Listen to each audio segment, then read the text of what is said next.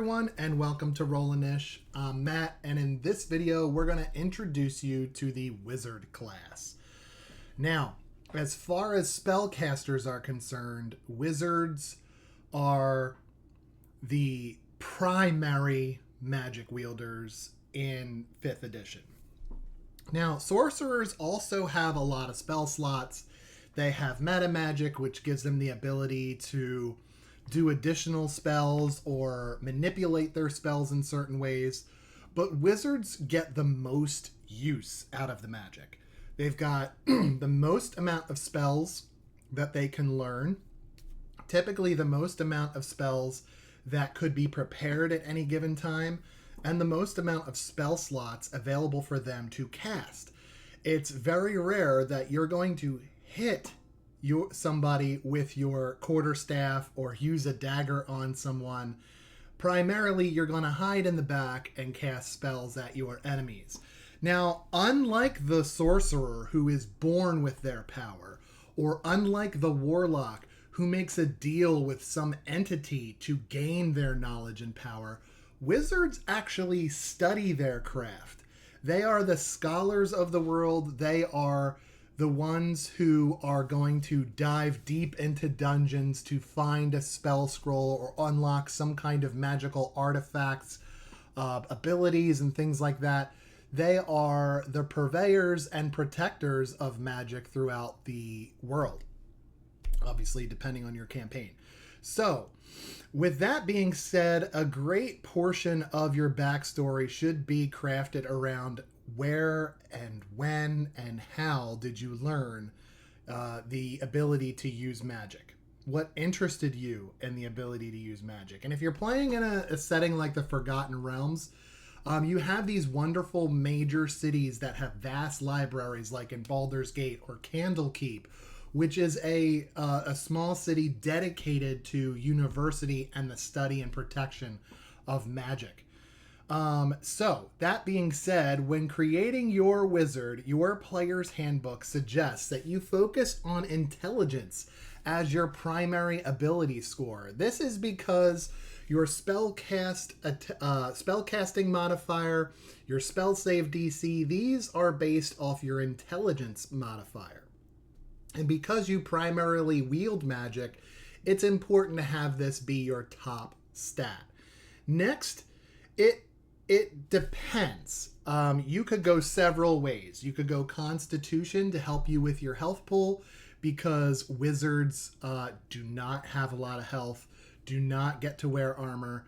So it is important to put some effort into Constitution. If you want to be, nimble and quick and potentially able to avoid harmful spells or effects, dexterity could play a part in your build. If you plan on using the School of Enchantment, you might want to lean into charisma. So there are many different ways that you could take it. I think the safest bet for a wizard is to go Intelligence 1, Constitution 2, and then everything else I would base off of my plans for my wizard. Take a look at the school of magic that you intend on aligning to. We'll talk about that and make your decisions accordingly. You do have this nifty wizard table in your player's handbook, and as usual, it's going to go down per level where your proficiency bonuses are, what abilities that you might be getting, how many cantrips you may know at certain level points, and where you're going to gain spell slots and higher level spell casting. At 17th level, you get access to 9th level spells, and at 20th level, you can max out a second 7th level spell, but you have so many spells at your convenience here, with 5 cantrips that you could do at will, 4 first level spell slots, 3 second, third, fourth, and 5th level spell slots, 2 6 and 7s, and 1 each for 8th and 9th level starting at 17 and working your way through 20. So this is a lot of spells to have at your fingertips to be able to use. That's not even counting any kind of like magic item that might have a charge to allow you to cast a spell, something like that. So wizards get a lot of spells in that regard because it's their primary way of dealing with combat. As far as hit points are concerned, you're going to use the D6. This is not a lot. This is the lowest hit die in all the classes. They share this with the sorcerer. So anytime you're leveling up or taking a short rest, you'll expend a D6 to gain some hit points back.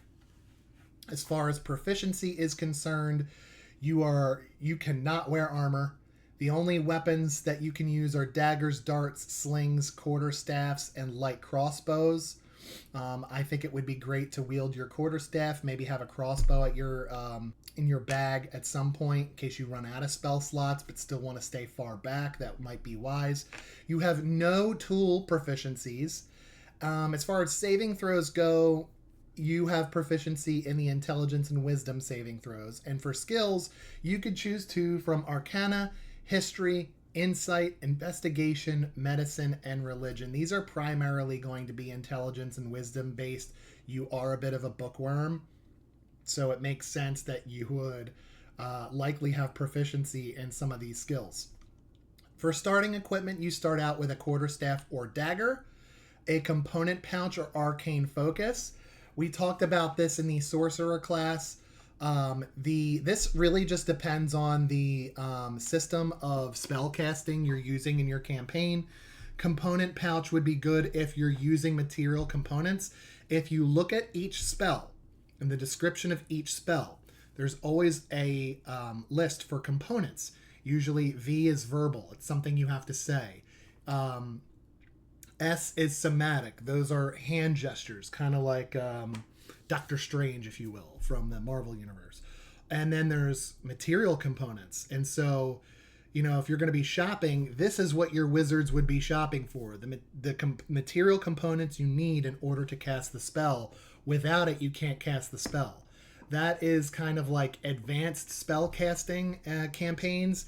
The easy route would be an arcane focus. You don't need material components, but you do need something that will help you cast your spells. Think of it like in the universe of Harry Potter, they all use wands. That's their arcane focus. So perhaps you use a wand, or maybe you use this quarterstaff that you whack people with. Maybe your spells come from that. You get your choice between a Scholar's Pack and an Explorer's Pack. A Scholar's Pack, of course, is going to have an ink pen, bottle of ink, some parchment to jot things down, and then, of course, your Spellbook. This is an important piece, and it's often a piece that I find watching playthroughs that DMs forget about. The wizard has to hold their Spellbook in order to be able to cast spells. It needs to be in a free hand, and then maybe your arcane focus in another, your quarterstaff or something of that nature. Because you're going to need to flip through and find your spells in your spellbook. It's very important, and it is a crucial piece of the class's role-playing, is the ability to hold this book. So let's talk about spellcasting, because it starts at first level, and it's the first thing that all wizards get. You start out with 3 cantrips of your choice from your wizard spell list. These are spells that you can cast at will. They don't require any spell slots. These are the ones you just have memorized. You also get to choose 6 first level wizard spells. Okay. You start out with 6 in your book. These don't cost you anything. You're just going to start by, maybe this is what you learned in your schooling, and you start out with those 6. How many you can prepare is different than how many you know. Because as a wizard, you start out with 6 first level spells. As you take a level in wizard, you get to learn 2 new spells for free. And I say for free because a wizard could come across a spell scroll while adventuring. You could come across a mage or a dead mage and find their spellbook or steal their spellbook, and you want to copy those spells. in order to take a spell scroll, or perhaps you find a spell book and you want to copy spells into your book, you can do that. It's going to require you 2 hours per level of spell, plus 50 gold per level of spell. So if you find a second level spell scroll, it's going to take you 4 hours of downtime, RP, to be copying it. And it's not just copying it from one book to another, it's practicing it. Practicing the verbal commands, practicing the somatic elements of it. And the gold amount is basically like the equivalent of you spending that money on the experimental components needed to practice with that spell. That's how you want to think about that. So if you find a second level spell scroll, it's going to cost you 100 gold and 4 hours of downtime to copy it into your book. But the act of copying it is practicing it and getting it as part of your routine. So that is important to know. At level ups, you get 2 freebies. It only really costs you when you find a spell scroll or another wizard's book and you want to copy it in, and it's not a freebie that you just get at level up. Okay? So how many you can prepare is all dependent on your intelligence modifier and your wizard level. Those are the 2 factors that determine how many spells of what I know in my spell book can I prepare for the day. And you can change out and swap out your spells daily. It's part of your... I've always role-played my wizard, and actually you could see my wizard right down here. That's my first ever character, Varys Redwood, elvish wizard. I used to role-play him as... somebody that was from a famous family, but he's not so good at spells. So I purposefully didn't max out his intelligence modifier along the way. I took feats instead. But the point is, the higher your intelligence modifier, not only does that help your spell attack bonus, your spell save DC, but it also is going to help figure out how many spells that you can prepare each day. So the higher that is, the better off you're going to be. The more options that you're going to have from your spell book. That's important. And so that's something that you want to think about when building your wizard, is maybe focusing on maxing out that intelligence modifier to be as strong as you can be. There is a bit here on ritual casting. When you're looking in your player's handbook, whether it's physical or digital, ritual spells have a little tag next to them. It's like a little R. That is going to be your identifier as to what is a ritual spell. If you choose ritual spells and you put them in your spell book, you can cast them without having to prepare them. You can cast them as a ritual. The key thing about casting as a ritual as a wizard is the amount of time it takes to cast that spell. Most ritual spells take a lot longer to cast. Could be a minute, could be 10 minutes, could be an hour, it could be longer depending on the type of spell it is. It takes a long time. So you really need to factor that in as you're traveling or whatever it is that you're doing. You might need a little bit of protection while you spend that time conjuring that spell.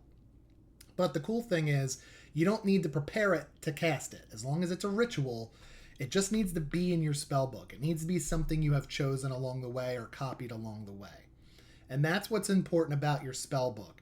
There's a bit in here about on your spell book that talks about how to copy spells. Now, I already told you that, if you want to copy a spell into your book, whenever you find a wizard spell of first level or higher, you can add it to your book.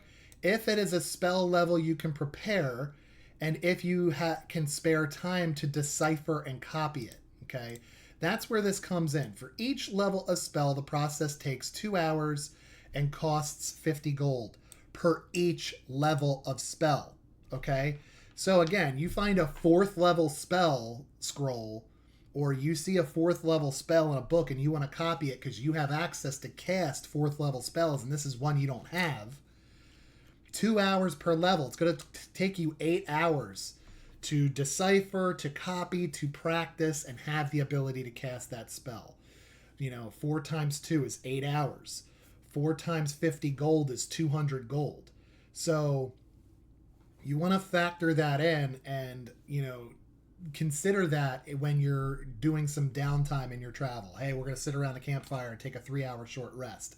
I'm going to spend 3 hours working on this spell, right? We're going to take a long rest. The long rest is 8 hours. I'll sleep for 6 and I'll practice for 2 more hours, right?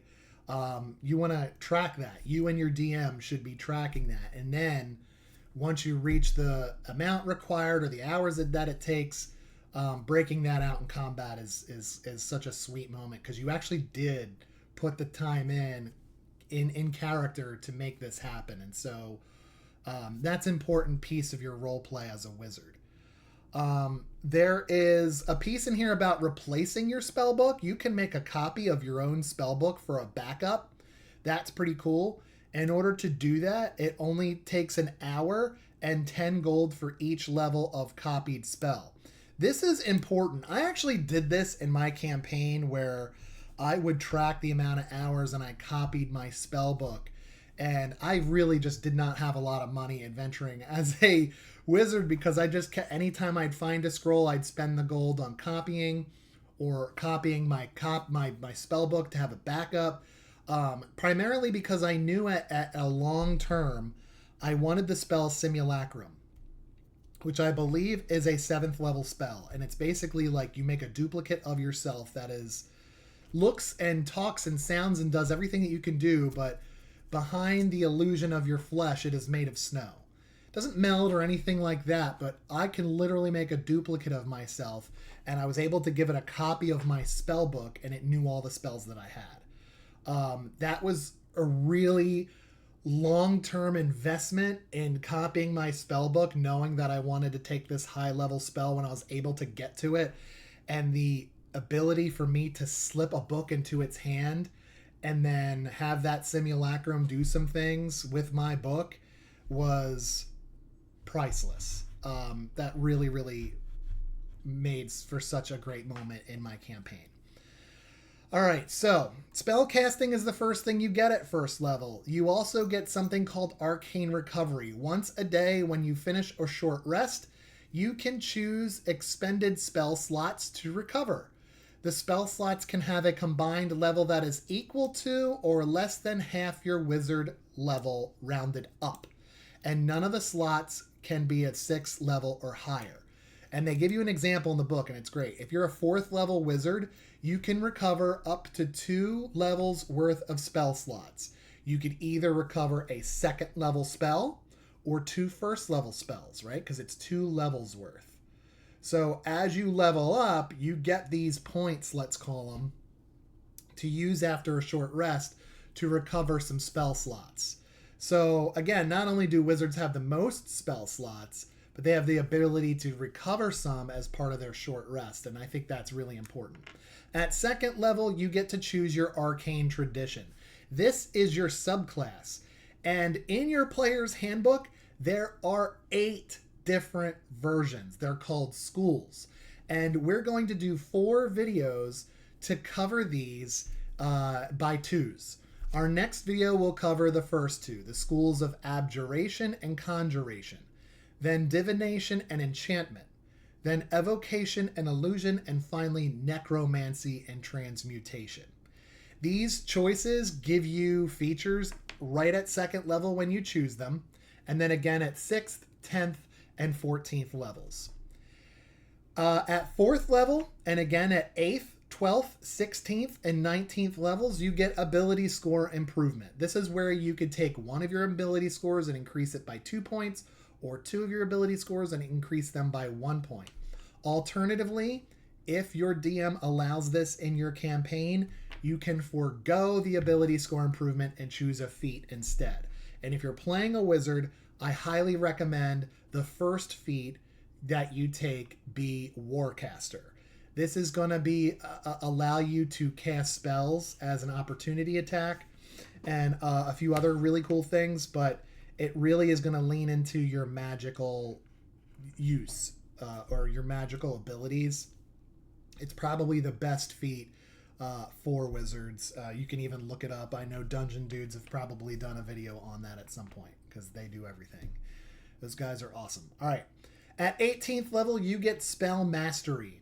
What this means is you could choose a first level spell and second level spell that are in your spellbook. You already know them, they're already in your spellbook. What happens is you can cast them at their lowest level. So you can't say, I'm going to take this first level spell, upcast it to 6th level, and do it for free. You can't do that. You could take a first level spell and one second level spell, cast them at their lowest level, so first and second, without expending a spell slot. It's as if you're treating them like a cantrip, and that's pretty cool. If you want to cast either spell at a higher level, you gotta expend a spell slot like you normally would. After spending 8 hours in study, you can exchange one or both of the spells you chose for different ones of the same level. So perhaps you chose your first level and your second level, and then you're doing some adventuring, having a few sessions, and then you're like, oh man, I shouldn't have done this one. I should have picked something else. All right, spend 8 hours of downtime role play learning to do so and swap them out. My second level spell I did was Misty Step because I just thought that was the best second level spell for my character, to just be able to and pop around the battlefield and keep safe because you don't have a lot of hit points. Lastly, at 20th level, you get something called Signature Spell. You gain mastery over 2 powerful spells and can cast them with little effort. Choose 2 third-level spells in your spellbook as your signature spells. You always have these spells prepared. They don't count against you as in the allotment you're allowed to have prepared. And you can cast each of them once at 3rd level without expending the spell slot. So you can treat casting them once each almost like a cantrip before you have to start knocking off the spell list. So think of things like lightning bolt or fireball or counter spell. These are 3rd level spells that are popular, and the ability to cast them once without expending a spell slot at 20th level, especially counter spell, is beautiful. So this is called Signature Spell, and all wizards get it at 20th level. And then, of course, if you want to cast that 3rd level spell or those 2 3rd level spells at a higher level, you got to burn the spell slot as normal. So those are some pretty powerful things that all wizards can do.